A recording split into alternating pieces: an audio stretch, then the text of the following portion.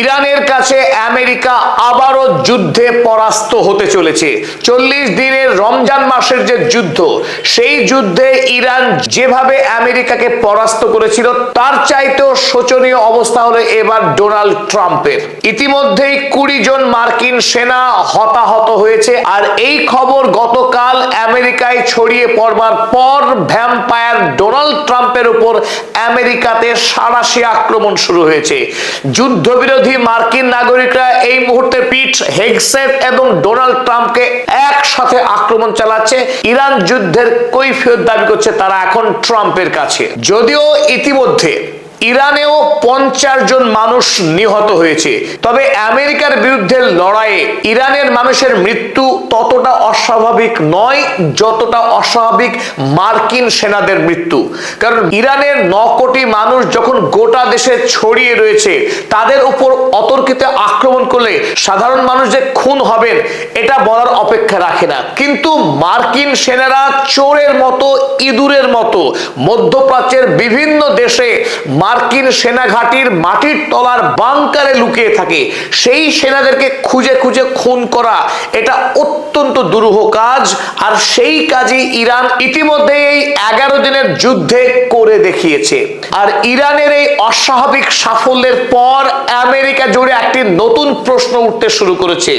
Iran আমেরিকাকে যেভাবে ধরাশায়ী করছে যুদ্ধে, এটা কি কেবল ইরানের প্রযুক্তি? এটা কি কেবল ইরানের সামরিক শক্তি? নাকি এর আড়ালে চীন এবং রাশিয়া তারা সমস্ত রকম সাহায্য করছে ইরানকে? আমেরিকা বিরোধী এই লড়াইয়ে এই মুহূর্তে চীন, রাশিয়া এবং ইরান ঐক্যবদ্ধভাবে কাজ করছে। গত রমজান মাসের 40 দিনের যুদ্ধে ইরান যতটা সাফল্য লাভ করেছিল মিসাইল এবং ড্রোন হামলাতে, এবারের এই যুদ্ধে ইরানের সেই সাফল্যের হার আরো অনেকখানি বৃদ্ধি পেয়েছে।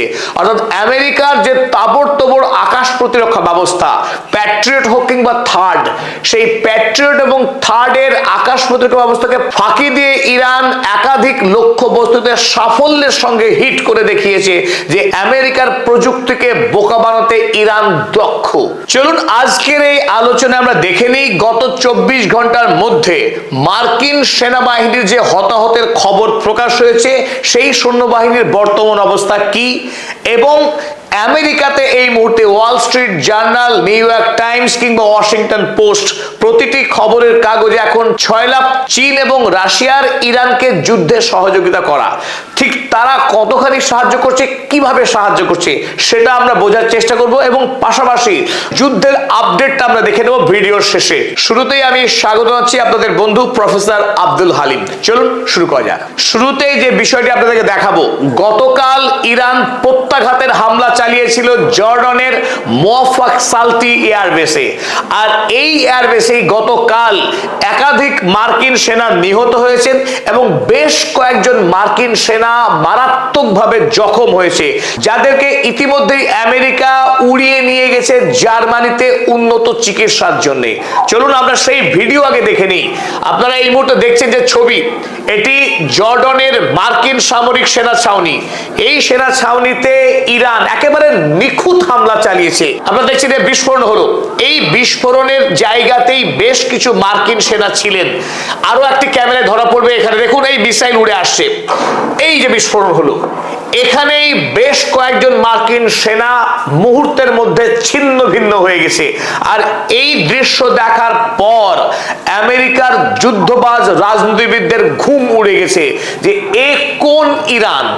এই ইরানকে তো আমরা প্রত্যাশা করিনি যে আমাদের সুরক্ষিত সেনা ছাউনি, যেখানে থার্ডের মতো আকাশ প্রতিরক্ষা ব্যবস্থা ইনস্টল রয়েছে, সেই সামরিক সেনা ছাউনিতে বহু কোটি টাকা প্রাণের দাম যে মার্কিন সেনাদের, সেই মার্কিন সেনারা এইভাবে বেঘরে প্রাণ হারাবেন তা আমেরিকার মানুষ কোনোদিনও কল্পনা করেননি। আর এই মৃত্যুর ছবি যখন আমেরিকার সোশ্যাল মিডিয়াতে, টেলিভিশনে ছড়িয়ে পড়ছে, মানুষ ক্ষুব্ধ হচ্ছেন আরো বেশি করে রাগান্বিত হচ্ছেন ডোনাল্ড ট্রাম্পের বিরুদ্ধে, কারণ এই ইরান যুদ্ধ আমেরিকার জন্য সর্বনাশা। সাধারণ মানুষ ইতিমধ্যেই হাঁসফাঁস করছেন দ্রব্যমূল্য বাড়ার ফলে। হরমুজ প্রণালী খুলতে এসেছিলেন ডোনাল্ড ট্রাম্প, কিন্তু বিনিময়ে প্রাণ যাচ্ছে সাধারণ গরিব মার্কিনবাসীদের, যারা পেটের দায়ে মার্কিন সেনাতে নাম লিখিয়েছিলেন। তারা আমেরিকার হয়ে লড়াই করবে, কিন্তু ডোনাল্ড ট্রাম্প লড়াই করছে ইসরায়েলের হয়ে। আর এই লড়াইয়ে স্বাভাবিকভাবেই আমেরিকার সাধারণ মানুষের ক্ষোভ বৃদ্ধি হচ্ছে ডোনাল্ড ট্রাম্পের বিরুদ্ধে। চলুন এবার আমেরিকার প্রখ্যাত দৈনিক ওয়াল স্ট্রিট জার্নালের হেডলাইন দেখে নিই। ওয়াল স্ট্রিট জার্নাল লিখছে, 2 US troops were killed. One is missing after Iran missile attack in Jordan. জর্ডনে ইরানি মিসাইলের হামলার পর 2 জন সেনা নিহত হয়েছেন এবং 1 জন সেনা নিখোঁজ, তার কোনো খোঁজ পাওয়া যাচ্ছে না। অর্থাৎ একদিনেই 3 জন মার্কিন সেনা নিহত হয়েছে, একথা আমেরিকা স্বীকার করছে। অতীতে এমন অসংখ্য উদাহরণ আছে যে আমেরিকার সামরিক মুখপাত্র যদি স্বীকার করেছেন 10 জন সেনা নিহত হয়েছে, পরে সেই সংখ্যা বেড়ে 200 এমনকি 300 পর্যন্ত পৌঁছেছে। তাই গতকাল আমেরিকার সংবাদপত্র স্বীকার করে নিয়েছে 3 জন নিহত হয়েছেন। তবে ইতিমধ্যেই মার্কিন সেনার ক্ষয়ক্ষতির সংখ্যা কিন্তু 3-এ আটকে নেই, সেই সংখ্যা আরো অনেক বৃদ্ধি পাবে। ইতিমধ্যে সেই খবরও প্রকাশিত হয়েছে। চলুন দেখে নিই সেই খবর। আমেরিকার সেনাবাহিনীর একজন সাবেক পাইলট তিনি একটি বিস্তারিত তথ্য প্রকাশ করেছেন গতকালের এই ঘটনার পর। তিনি জানিয়েছেন 2 killed, 2 জন সেনা খুন হয়েছে, মিলে গেল ওয়াল স্ট্রিট জার্নালের সঙ্গে। তারপর তিনি আরো চাঞ্চল্যকর তথ্য দিয়েছেন, জানিয়েছেন 15 with life threatening severe injuries, 15 জন মার্কিন সেনা মারাত্মকভাবে আহত হয়েছেন। being airlifted to Germany, তাদেরকে জার্মানিতে উড়িয়ে নিয়ে যাওয়া হয়েছে উন্নত চিকিৎসার জন্য।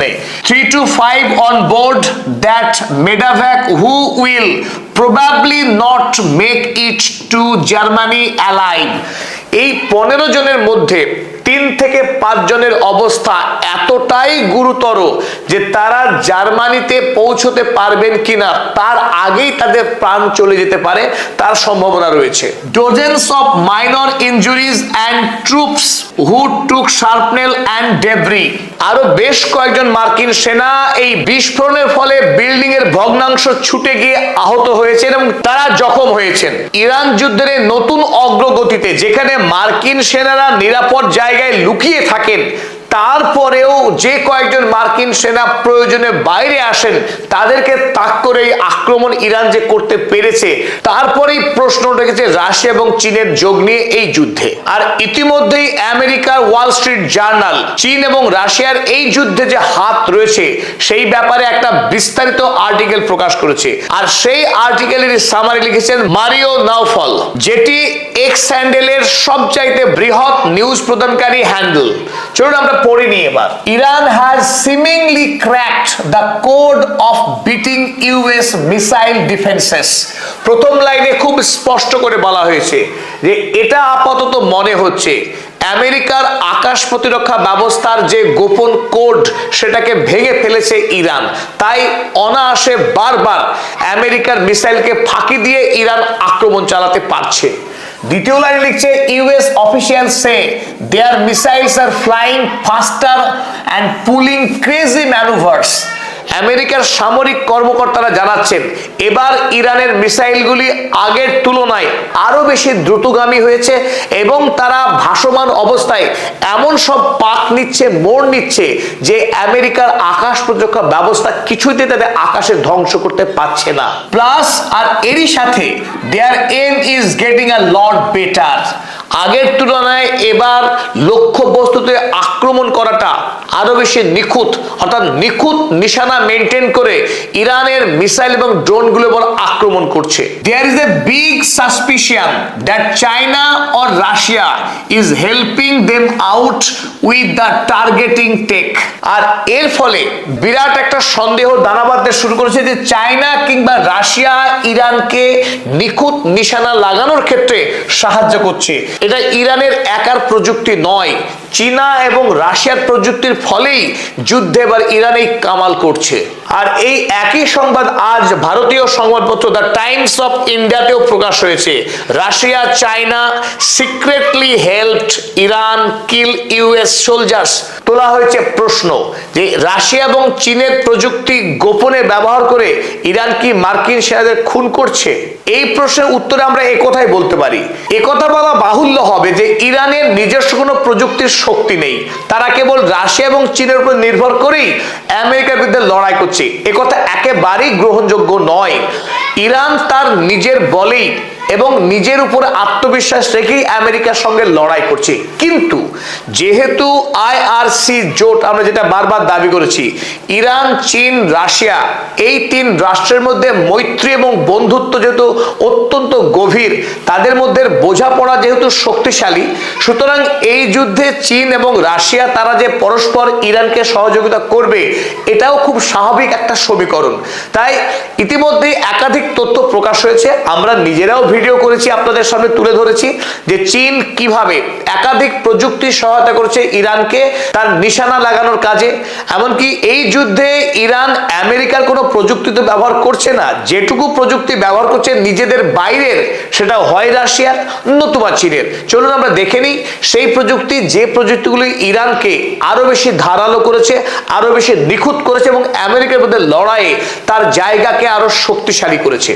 নিখুঁত নিশানা লাগানোর ক্ষেত্রে ইরান চীনের যে প্রযুক্তি ব্যবহার করছে তার নাম বাইডু 3 স্যাটেলাইট নেভিগেশন সিস্টেম। চায়নার এই অনন্য প্রযুক্তি ব্যবহার করে ইরান মার্কিন সেনাঘাঁটিগুলির কখনো র্যাডার, কখনো এই আকাশ প্রতিরক্ষা অবস্থা থার্ডের ব্যাটারি, যেখানে আক্রমণ করতে চাইছে ঠিক সেই জায়গাতেই আক্রমণ করতে সমর্থ হচ্ছে। আমেরিকার যে জিপিএস সিস্টেম রয়েছে, যার মাধ্যমে গ্লোবাল পজিশনিংকে মাপা যায়, গোটা পৃথিবীর ম্যাপকে নিখুঁতভাবে বোঝা যায়, ঠিক সেই জিপিএস সিস্টেমের আদলেই চীন আরো উন্নত, আরো শক্তিশালী এই বাইডু স্যাটেলাইটকে তৈরি করেছে। আপনারা ছবি দেখছেন, এটি হলো চীনের এই বাইডু স্যাটেলাইটের ছবি। এই স্যাটেলাইটকে ইরান যে 40 দিনের যুদ্ধ হয়েছে সেখানে ব্যবহার করেছে এবং এবারও ঠিক একইভাবে ব্যবহার করছে এই বাইডু সিস্টেম। নাম্বার 2, এবার ইরান কোন জায়গায় আক্রমণ করবে সেই জায়গার ছবি দরকার, তাকে বোঝা দরকার ঠিক কোন জায়গায় অবস্থান করছে আমেরিকার সামরিক শক্তিগুলো। সেই ছবি প্রদানের কাজ করছে চীনের তৈরি একটি স্যাটেলাইট, যে স্যাটেলাইটের নাম TEE-01B। আপনারা ছবিতে দেখছেন সেই অত্যন্ত শক্তিশালী চীনের তৈরি স্যাটেলাইট। এই স্যাটেলাইট চীনের একটি কোম্পানি দ্য আর্থ আই নির্মাণ করবার পর, একেবারে পৃথিবীর কক্ষপথে পৌঁছে দেওয়ার পর এই উপগ্রহের নিয়ন্ত্রণ ইরানের হাতে তুলে দেওয়া হয়। এই স্যাটেলাইটের ছবি তোলার শক্তি এতটাই প্রবল, পৃথিবীর কক্ষপথ থেকেও আরব আমিরাতের মার্কিন কোন সেনা ঘাঁটিতে যে সমস্ত বিমান ল্যান্ডিং করা থাকে, সেই বিমানের গায়ে যদি কোনো সংখ্যা লেখা থাকে, সেই সংখ্যাকেও পড়ার ক্ষমতা রাখে এই স্যাটেলাইট। এই স্যাটেলাইট প্রতি মুহূর্তে ইরানের আইআরজিসি কে ফটো পাঠাচ্ছে। এই স্যাটেলাইট প্রতি মুহূর্তে পৃথিবীকে প্রদক্ষিণ করছে আর পাক খেতে খেতে অসংখ্য ছবি তুলছে। সেই ছবিগুলোকে পাঠিয়ে দিচ্ছে ইরানের সেনাদেরকে। ফলে ইরানের সেনারা কখন কোথায় আক্রমণ করবে তার সমস্ত ছবি তার কাছে বন্দী রয়েছে। তাই মধ্যপ্রাচ্যে মার্কিন সেনাদের কোথায় কি অস্ত্র রয়েছে, কোথায় সেনা লুকিয়ে রয়েছে, সমস্ত তথ্য ইরানের কাছে দিনের আলোর মতো পরিষ্কার। সুতরাং ইরানের হাত থেকে পালাবার পথ কিন্তু মার্কিন সেনাদের নেই। তৃতীয় গুরুত্বপূর্ণ চীনা প্রযুক্তি যা ইরানের আইআরজিসি ব্যবহার করছে, তার নাম হলো পেন এডস বা ডিকয় মিসাইল। এদের কাজ, ইরান যখন কোনো মিসাইল আক্রমণ করছে মার্কিন সেনাঘাঁটিকে লক্ষ্য করে, ওদিকে আমেরিকাও তাদের প্যাট্রিয়ট এবং থার্ড আকাশ প্রতিরক্ষা ব্যবস্থার মাধ্যমে আকাশেই ইরানের এই মিসাইলকে ধ্বংস করে দিচ্ছে। তাই আমেরিকা যাতে ইরানের মিসাইলকে ধ্বংস করতে না পারে তার জন্য থার্ড ব্যবস্থাকে বা প্যাট্রিয়ট ব্যবস্থাকে ধোঁকা দেওয়ার জন্য ইরান একটা অনন্য কৌশল ব্যবহার করছে। সেই সিস্টেমের নামই হলো পেইন এড সিস্টেম। সেটা কি? সেটা হলো মূল যে মিসাইল, সেই মিসাইলের সঙ্গে আরো বেশ কয়েকটা ডেমো মিসাইল যোগ করে দেওয়া হয়। তারা একসঙ্গেই ধেয়ে যায় সেই টার্গেটের দিকে। যখন একসঙ্গে 8টা বা 10টা মিসাইল যাচ্ছে তাক করে, তাহলে এর মধ্যে যদি 10টা মিসাইল থাকে, 9টা মিসাইল হচ্ছে ফেক, তাতে কোনো বারুদ বারুদ নেই বা ধ্বংস করার শক্তি নেই, একটি মাত্র মূল মিসাইল। ফলে আকাশ প্রতিরক্ষা ব্যবস্থা থেকে যখন একাধিক মিসাইল ধেয়ে আসে, যদি 5টা বা 8টা মিসাইলে ধ্বংস হয়, কিন্তু দেখা গেল যে মূল মিসাইলটা ধ্বংস হলো না। তাই ইরানের মিসাইলের সাফল্যের রেট কিন্তু বেড়েই চলেছে এই চিপ ব্যবহার করার ফলে। এটাও একটা চীনা প্রযুক্তি। মিসাইল তৈরি করছে ইরান, কিন্তু চিপ সরবরাহ করছে চীন। এদিকে ইরান যখন আমেরিকার আকাশ প্রতিরক্ষা ব্যবস্থাকে ধোঁকা দেওয়ার চেষ্টা করছে, আমেরিকার যে আকাশ প্রতিরক্ষা ব্যবস্থা তারাও মিসাইলকে ধোঁকা দেওয়ার ব্যবস্থা করে। সেই ক্ষেত্রে ইরানের মিসাইল যাতে ধোঁকা না খায়, তার জন্য ইরান চীনের একটা প্রযুক্তি ব্যবহার করছে, আর সেই সিস্টেমের নাম হলো CRPA অ্যান্টি জ্যামিং টেকনোলজি। এ তো গেল চীনের কথা। তাহলে রাশিয়া কি ইরানকে সাহায্য করছে? সেই প্রশ্নের উত্তরে আমরা বলি, এখনো পর্যন্ত রাশিয়ার প্রযুক্তি ঠিক কতটা ব্যবহার হচ্ছে ইরান যুদ্ধে, সেটা এখনো বাইরে প্রকাশ হয়নি। রাশিয়ার যেহেতু আমেরিকার বিরুদ্ধে লড়াইয়ের এক দীর্ঘ অভিজ্ঞতা রয়েছে, তাই ইরানকে রাশিয়া সরাসরি প্রযুক্তি দিচ্ছে কিনা সেটা এখনো অজানা।